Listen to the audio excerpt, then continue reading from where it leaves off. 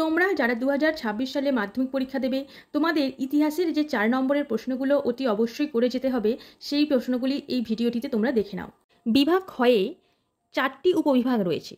এই প্রতিটি উপবিভাগে 2টি করে প্রশ্ন থাকে এবং 2টি প্রশ্নের মধ্যে থেকে তোমাদের একটি করে প্রশ্ন অবশ্যই করতে হবে এবং বাকি 2টি প্রশ্ন তুমি তোমার পছন্দ মতো উপবিভাগ থেকে নিয়ে মোট তোমাকে 6টি প্রশ্ন এখানে অ্যাটেন্ড করতে হবে। প্রথম প্রশ্নটি দেখো, নতুন সামাজিক ইতিহাস চর্চা কাকে বলে?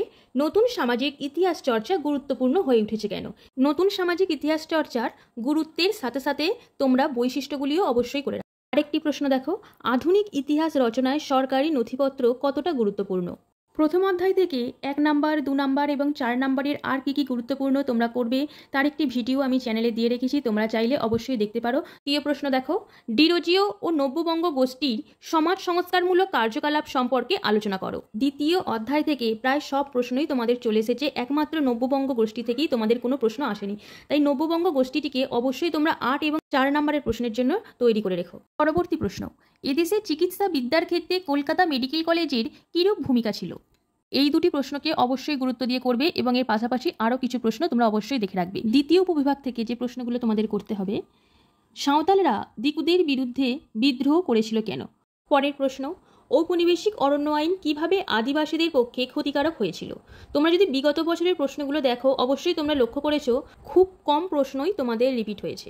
এই বিগত বছরের প্রশ্নগুলো অবশ্যই তোমরা একটু ঘুরিয়ে পড়বে আর নতুন যে বিষয়গুলি থেকে আসেনি প্রতিটি চ্যাপ্টারের, সেই বিষয় বা ক্ষেত্রগুলো থেকে অবশ্যই তোমরা প্রশ্নগুলো রেডি রাখবে। চতুর্থ চ্যাপ্টারের ইম্পর্টেন্ট প্রশ্নগুলো দেখো, বঙ্গভাষা প্রকাশিকা সভাকে প্রথম রাজনৈতিক প্রতিষ্ঠান বলা হয় কেন?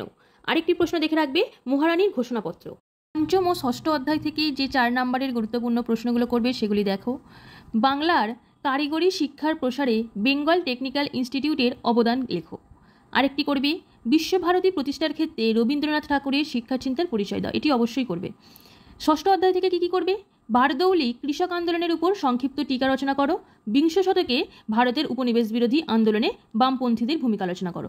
এই 2টি প্রশ্ন অবশ্যই করবে এবং এর পাশাপাশি তোমরা তোমাদের যেগুলো মনে হবে গুরুত্বপূর্ণ সেগুলো অবশ্যই করে যাবে, কারণ সাজেশান বলে কিছু হয় না, সবই তোমাদের পরীক্ষা হবে। আগের বছর এসেছে এরকম প্রশ্ন তোমাদের কিন্তু আসতে পারে।